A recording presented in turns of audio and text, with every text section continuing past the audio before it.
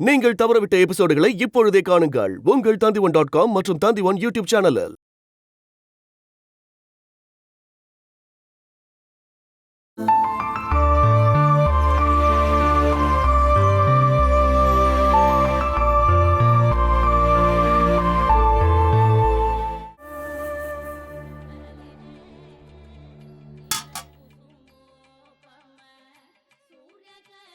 கடவுளே, ஒரு சந்தோஷமான விஷயம் இருக்கு ஐயரே. அப்படியா? என்னோட இந்து முழுகாம இருக்கா. அப்படியாம்மா?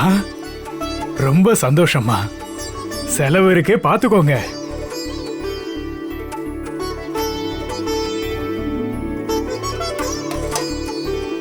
ஒரு 10 to 20 வருஷமா எல்லா தமிழ் மாசமும் வர்ற 1ஆம் தேதிக்கு தவறாம வந்து சாமி கும்பிட்டு போவாங்க பார்வதி.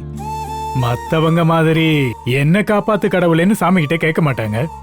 என் பொண்ணுக்கு எந்த ஆபத்தும் வரக்கூடாதுங்கிறது மட்டும்தான் இவங்களுடைய பிரார்த்தனையா இருக்கும். அதுவும் கண்ணீர் விட்டு அழுதுகிட்டு.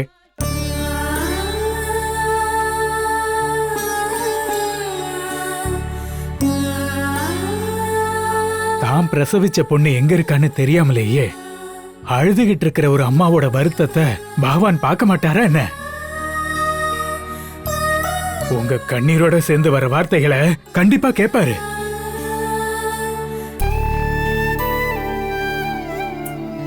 நான் இப்ப என்ன சொல்ல வரேன்னா, ஸ்ரீ பரமேஸ்வரன் போல ரொம்ப கோபம் கொண்டவரெல்லாம் இல்ல இந்த கிருஷ்ணன். கொஞ்சம் அதிகமான பாசத்தையும் காட்டுவார் இல்லையா? ஆனா வேண்டுதலை மெதுவா தான் நிறைவேற்றுவாரு. இவரை நம்பினவங்களை கண்டிப்பா ஏமாத்தவே மாட்டாரு. பார்வதி அம்மாவோட அனுபவத்துல பாருங்க, குழந்தையை இழந்து அவங்களுக்கு இந்துலேக்காவே வாரிசா கொடுத்துட்டாரே. இப்ப தூக்கி வச்சு கொஞ்சம் விளையாடுறதுக்கு ஒரு பேரனோ பேத்தியோ வரப்போறாங்க. எல்லாம் கிருஷ்ணனுடைய லீலை. அதை தவிர வேற என்னத்த சொல்றது? இந்துக்கு பிறக்க போறது பொண்ணாதான் இருக்கும். அதுதான் என்னோட விருப்பமும்.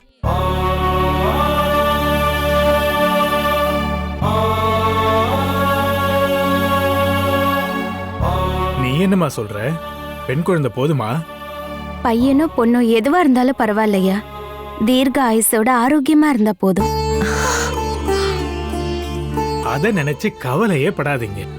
எல்லா நன்மைகளையும் சேர்த்துதான் தீர்காயுஷோட இருக்கிற மாதிரி ஒரு குழந்தைய பகவான் இந்துவுக்கு கொடுப்பாரு. இந்துவுக்கும் குழந்தைக்கும் எந்த ஆபத்து வராம பாத்துக்கோ கடவுளே. எனக்கு ஏதாவது ஆனா கூட என் குழந்தைக்கு எந்த பிரச்சனையும் வரக்கூடாது. அம்மாவும் நீங்களும் கொஞ்சம் பொறுமையா அமைதியா இருங்க. நான் தான் சொல்றேன்ல. இருந்தாலும் எங்களுக்கு டாக்டர் அப்படி சொன்னதை கேட்டதும். டாக்டர் அவங்களுக்கு தெரிஞ்ச அபிப்பிராயத்தை சொல்றாங்க. அதுவும் சொல்லித்தானே ஆகணும். ஆனா எல்லாத்தையும் தெரிஞ்ச நம்மால ஒருத்தர் இங்க இருக்காரே, இதே கோயில்ல இருக்கிற நம்ம கிருஷ்ணன், எந்த பிரச்சனையும் வராம எல்லாத்தையும் அவரே பாத்துக்குவாருமா.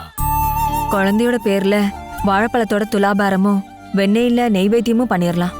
அந்த குழந்தைக்கு சோறு ஊட்டுறது கூட இவரோட சன்னிதானத்துல பண்ணிக்கலாம்.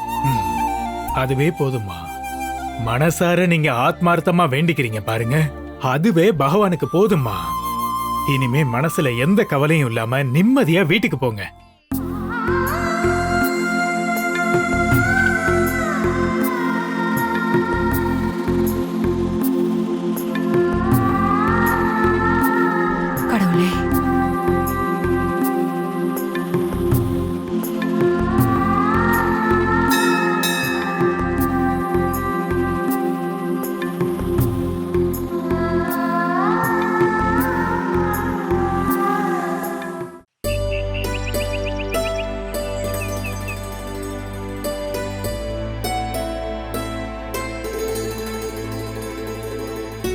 பாட்டி, காஃபி வேணுமா?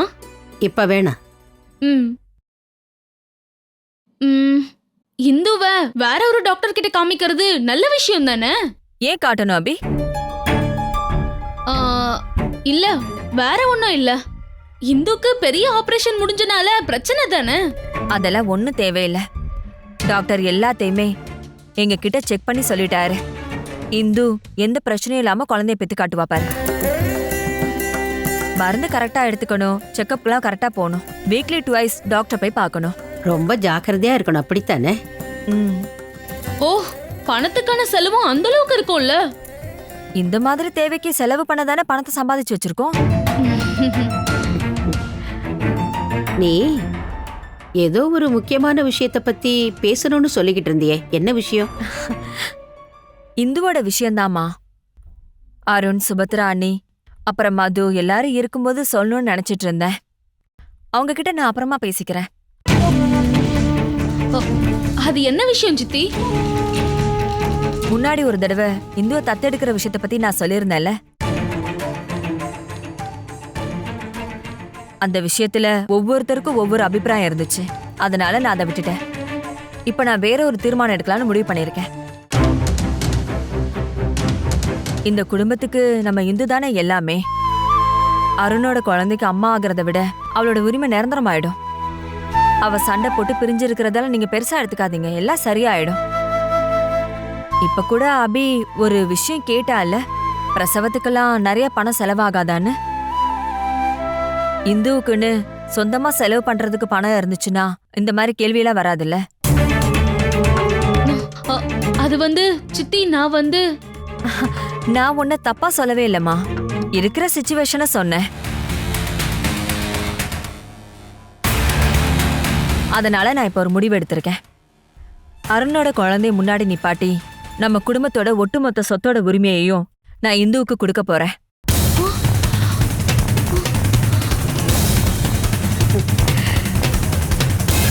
உடனடியா அதுக்கான எல்லா வேலையுமே நான் பார்த்தாகணும். அது நடக்காது.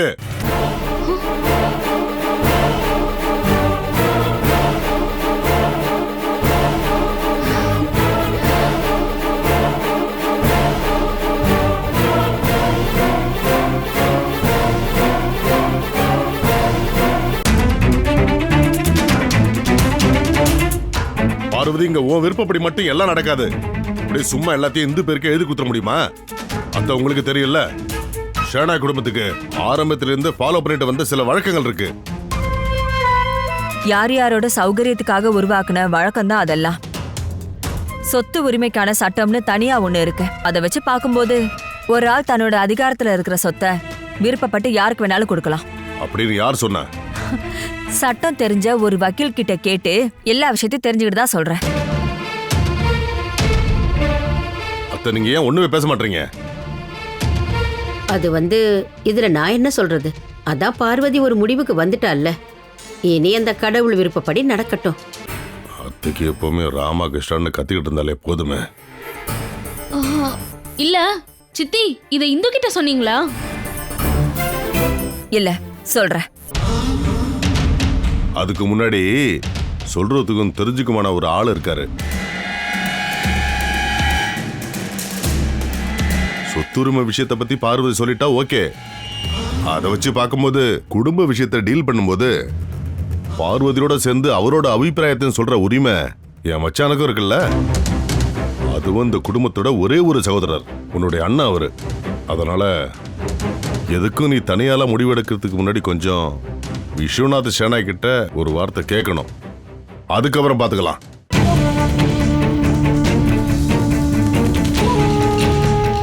இதுக்கு என்ன சொல்றீங்க? அண்ணன் கூட நான் டிஸ்கஸ் பண்ணிக்கிறேன்.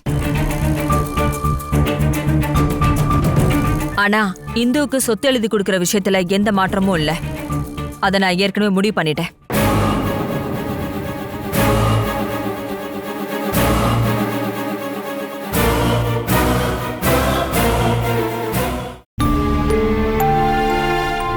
முன்னாடியே நாம இத பத்தி பேசியிருக்கோம்லம்மா. எனக்கு இந்த சொத்து பணம் எதுவும் தேவையில்லை. அப்படி எனக்கு ஏதாச்சும் கிடைக்கணும்னோ நான் கனவுல கூட நினைச்சதே கிடையாது. அப்பவும் இல்லை, இப்பவும் இல்லை. எங்கேயோ ஒரு இடத்துல பிறந்து வேறொரு இடத்துல வளர்ந்தேன்னா இவ்வளவு வசதியான வீட்டுக்கு வந்து சேர்ந்திருக்கேன்ல. அம்மா மாதிரி கண்ணுக்கு கண்ணா பாத்துக்கிற உங்களோட நிழல்ல நான் வாழ்றேன்ல, அதுவே எனக்கு போதுமா. இது எல்லாமே உன்னோட நல்ல மனசுக்கு எடுத்துக்காட்டுமா. என்னோட அப்பா அம்மா யாருன்னு தெரியாத ஒரு அனாதை ஜென்மம்னா. போது, நிறுத்து. என்ன பேசுற நீ? இன்னொரு தடவை நீ அப்படி ஒரு வார்த்தை சொல்லவே கூடாது. நீ அனாதனா அப்ப உனக்கு நான் யாரு? அப்ப நீ வெறும் வார்த்தையா தான் என் அம்மானுக்கு பிரியா? நான் இழந்த என் பொண்ணோட இடத்துல இருந்துதான் இப்ப நான் உன்னை பாத்துட்டு இருக்கேன். சும்மா தேவையில்லாம என்ன கோவப்படுத்தாத. இனிமே அப்படி சொல்லாத. இல்லம்மா, உங்க பேச்சை எதிர்த்து பேசுறேன்னு நினைக்காதீங்க. சொத்துக்காக சொந்தம் வேணான்னு சொல்லல. குடும்பத்துல தேவையில்லாம பிரச்சனை வருமேன்னு தான். என்னால அம்பாட்டு வீட்டுல எந்த கலகமும் வரக்கூடாதுமா. குடும்பத்துல இருக்கிற மத்தவங்களுக்காக நீ அதிகம்லாம் யோசிக்காத. என்ன பண்ணாலும் எவ்வளவுதான் அள்ளி கொடுத்தாலும் அவங்க யாருக்கும் திருப்தியே இருக்காது. எல்லார பத்தியும் எனக்கு நல்லாவே தெரியும். வாழ்றதுக்கு வக்கு இல்லாம யாருமே இந்த குடும்பத்துல இல்ல இந்து. ஆனா ஒருத்தர் மட்டும் இருக்காங்க, அது இந்துலேக்கா.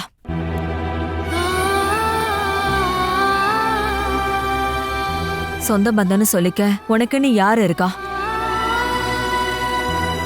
நீ சொல்லலாம் நானும் என்னோட அன்பும் இருக்குன்னு. அது மட்டும் போதாது. உன்னோட வாழ்க்கையும் பல தருணங்கள்ல தட்டு தடுமாறிதான் கடந்து வந்திருக்கு. என்ன நான் சொல்றது சரிதானே?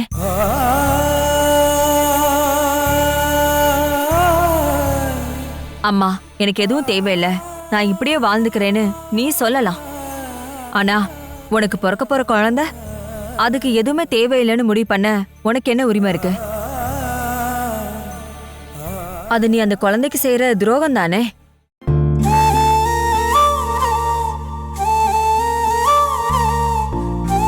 இப்ப இருக்கிற நிலைமைய வச்சு பார்க்கும்போது அருண் எந்த நேரத்துல எப்படி மாறுவான்னு சொல்லவே முடியாது. ஒருவேளை உன் மேல அக்கறையே இல்லாம இருந்துட்டானா? அப்போ எனக்கு ஒரு அம்மா இருக்காங்கல்ல. அதுவும் எத்தனை நாளைக்கு? இன்னைக்கு நாம பாக்குற மனுஷன் நாளைக்கு இல்லாமலே போயிடுறான். ஒருவேளை எனக்கு ஏதாவது ஒன்று ஆயிடுச்சுன்னா அதுக்காக தான் நான் சொல்றேன். ஓ நிலைமையும் குழந்தை நிலைமையும் என்ன ஆகும்? இன்னொரு விஷயத்த பத்தியும் நான் யோசிச்சேன். என்னோட ஒட்டுமொத்த சொத்துக்கும் வாரிசு நீதான் வந்துருச்சுன்னா அருண் உன்கிட்டயே வந்துருவான். அது அவனோட கௌரவ பிரச்சனையா மாறிடும். குழந்தை பிறந்துருச்சுன்னா அருண் மொத்தமா உனக்கு சொந்தமாயிடுவான். சொந்த குழந்தையோட முகத்தை பார்க்கும்போது எந்த ஒரு புருஷனும் அந்த குழந்தைய பெத்த அம்மாவை நேசிக்காம இருக்க முடியாது. என்ன சொல்ற? அப்படி ஒரு சந்தோஷமான நிலைமை வந்தா நீ நிம்மதியா இருப்பல்ல? சொல்லு இந்து, நீ சந்தோஷமா இருப்பல்ல? எல்லாத்தையும் நல்லா யோசிச்சுதான் நான் இப்படி ஒரு முடிவு எடுத்திருக்கேன். இனிமே அதை பத்தி பேச வேண்டாம். என்னோட எல்லா சொத்துக்கும் வாரிசாக போறது நீதாம்மா. இதுக்கப்புறம் இதை பத்தி நம்ம பேசவே வேண்டாம், சரியா?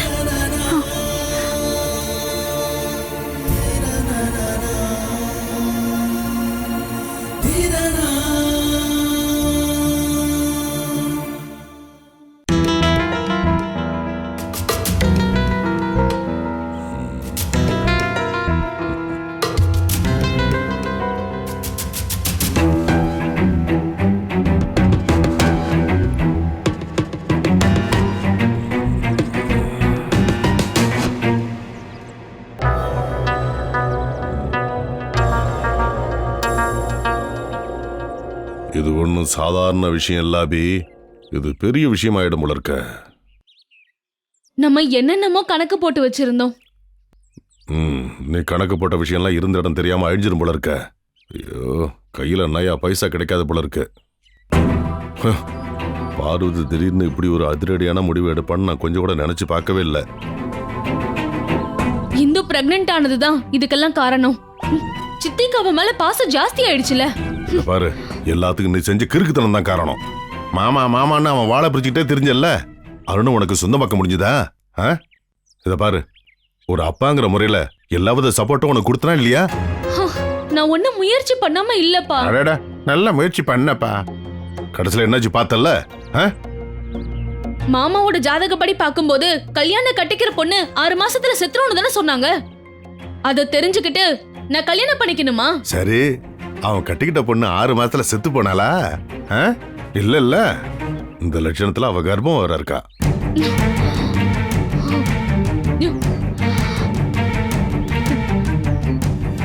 அன்னைக்கு அந்த ஜாதகத்தை பார்த்ததுதான் இப்ப பிரச்சனை. அவன் ஜாதகத்தை அவன் எழுதிருக்கவே கூடாது.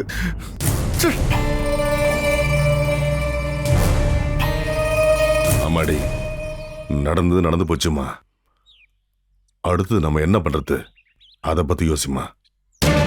இத பாரு, என்னுடைய அபிப்பிராயம் கேட்டன்னா நீ இந்துவோட ஒட்டி நிக்கிறது தான் நல்லது. அவகிட்ட அன்பா பேசி நெருக்கமாகி அவளோட நம்பிக்கையை நீ பெறணும். அதுக்கப்புறம் இந்து கையிலேருந்து கொஞ்சம் கொஞ்சமா எல்லாத்தையும் தட்டி பறிக்க முடியுமான்னு பார்க்கணும்.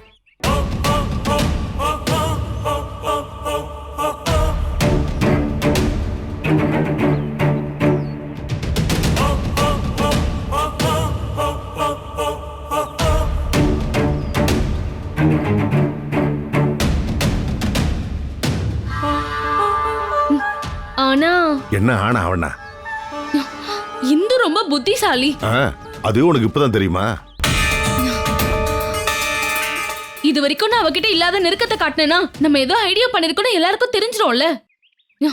இல்லனாலும் அந்த இந்து என்கிட்ட நெருக்கமா பழகவே மாட்டா.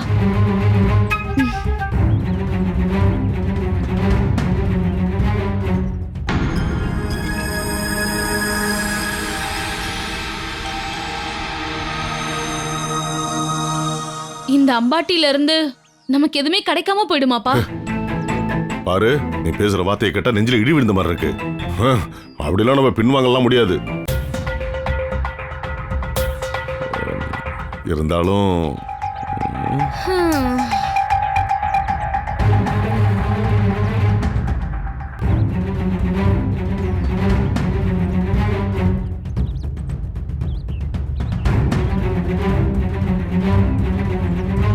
இதுக்கு ஒரு முடிவை எப்படி கட்டுறது? தட்டி தூக்கிற வேண்டித்தான். அந்த ஒரு வழிதான் இருக்கு. நாம சந்தோஷமா வாழணும்னா இந்துவை அழிச்சாதான் உண்டு. சொல்லலாம், அதெல்லாம் செய்யறது ஈஸியா?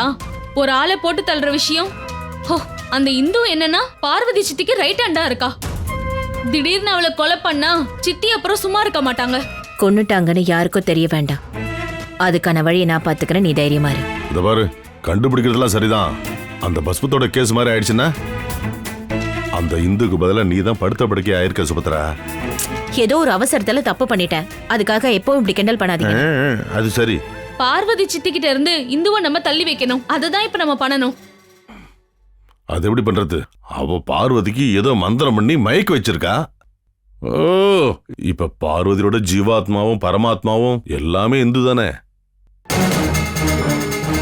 அவளுக்கு மட்டும் ஏதாவது விபரீதம் நடந்துச்சுன்னு வச்சுக்கேன், பார்வதி உடஞ்சே போயிடுவா. அதுக்கப்புறம் அந்த அதிர்ச்சியில அந்த சொத்து எல்லாத்தையும் அவ மொத்தமா ஏதாவது அனாதை இல்லத்துக்கு எழுதி வச்சுட்டான்னா அப்ப நம்ம கைக்கு எதுவுமே வராது. அப்படின்னா இப்போதைக்கு அவளை எப்படியாவது இந்த வீட்டை விட்டு வெளியில அனுப்புற விஷயத்தை பத்தி யோசிக்கணும். அது நம்ம சித்திக்கு கொடுக்கிற ஒரு டெஸ்ட் டோஸ் மாதிரி. இந்து போயிட்டானா அவங்க எந்த அளவுக்கு ஷாக் ஆவாங்கன்னு நம்ம தெரிஞ்சுக்கலாம்ல. அது நல்ல ஐடியா தான். அது எல்லாத்துக்கும் முன்னாடி எனக்கு சுபாஷினி அத்தையோட கொஞ்சம் பேசணும்.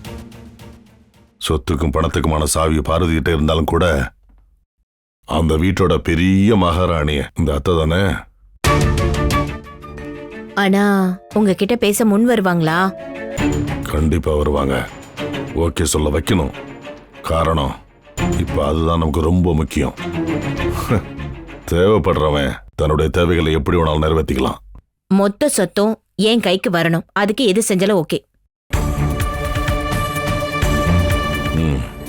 அதுக்கு தானே நம்ம எல்லாரும் ஒன்னா சேர்ந்து முயற்சி பண்றோம்.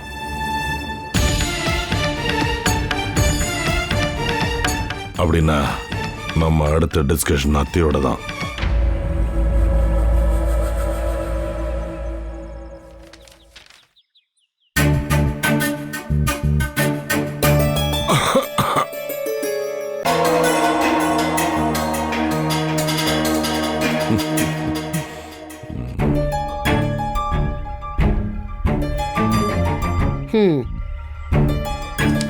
சரி, என்ன விஷயம் பிரபாகர்?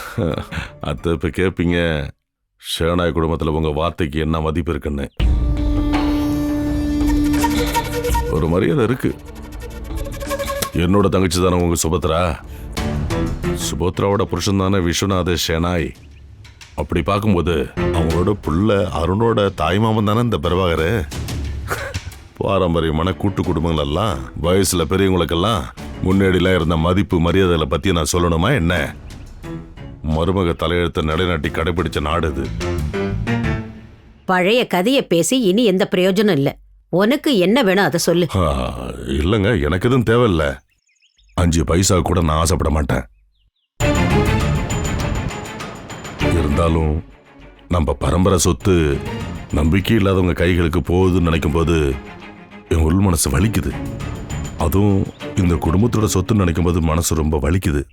நீ என்ன சொல்ல வரேன்னு எனக்கு இப்ப நல்லா புரியுது. புரிஞ்சதில்ல? பார்வதியை அட்வைஸ் பண்றதுக்கான உரிமையும் அதிகாரமும் உங்களுக்கு தான் இருக்கு. ஏன் அமைதியா இருக்கீங்க? அந்த பார்வதிக்கு உலகமே என்னன்னு தெரியல.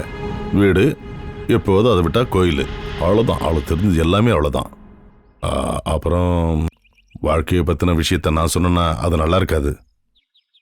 முன்னாடி நான் செஞ்ச ஒரு தப்புக்கான கெட்ட பேர் அது இன்னும் மாறலை. அதுக்கு நடுவில் திடுதப்புன்னு அவசர முடிவு ஒன்று எடுத்திருக்காங்க. சொத்தை யாருக்கோ தானமாக கொடுக்க போகிறாங்களாம். நீங்கள் தடுத்து நிறுத்தி ஆகணும். விஷயத்தை பக்குவமாக எடுத்து சொல்லுங்க. பார்வதி அப்படி சொன்னதுல ஒரு நியாயம் இருக்குல்ல? ஓ, வேற என்ன நியாயம் இருக்கத்த? மத்தவங்க யாருக்கும் இல்ல, அருணோட பொண்டாட்டிக்கு தானே எழுதி தரா. இந்த குடும்பத்தோட பாரம்பரியத்தை வச்சு பாக்குறப்ப இந்த குடும்ப சொத்து விஷயத்துல இறுதி முடிவு எடுக்க வேண்டிய அதிகாரம் பார்வதிக்கு மட்டும்தான் இருக்கு. ஒருவேளை அவங்க எடுக்கிற முடிவு எக்கு தப்பா போச்சுன்னா அதை திருத்துற உரிமை அம்மாங்கிற இடத்துல உங்களுக்கு இருக்குல்ல, அதை நீங்க தான் கேட்கணும். தலை இருக்கும்போது வாள் ஆடுறது சரியா? இத பாருங்க அத்தை, உங்களை நான் குத்தம் சொல்றேன்னு நினைக்காதீங்க. பார்வதிக்கு மெச்சூரிட்டியே இல்ல. அப்படி இருந்துச்சுன்னா இப்படி இந்த மாதிரி வீட்டுக்குள்ளெல்லாம் அடைஞ்சு கிடந்திருக்க மாட்டார்ல. இல்ல அது ரொம்ப முக்கியமான விஷயத்த நான் சொல்ல வந்தேன். உங்ககிட்ட அதை நான் சொன்னேன்னா ஏத்துக்கிற மனப்பக்குவமும் இருக்கு, விவேகமும் இருக்கு. நீ என்னதான் சொல்ல வர? இல்லத்த, நம்ம அருணோட ஜாதக விதிப்படி நேர்த்திக்கடனுக்காக கோழியை நீந்து விட்ட மாதிரி தான் இந்துவை நாம இங்க கூட்டிட்டு வந்திருக்கோம்.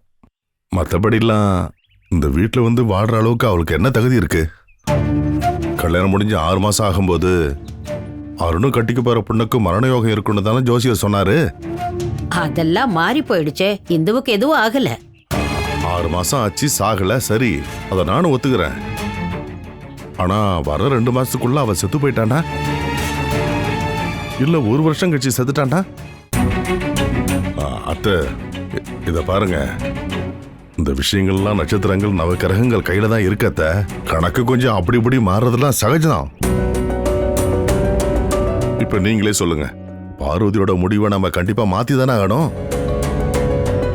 அத்தை, பார்வதி இனி எடுத்த முடிவுல மாற மாட்டா. எதுவா இருந்தாலும் விஸ்வநாதன் வந்தா நல்லா இருக்கும்.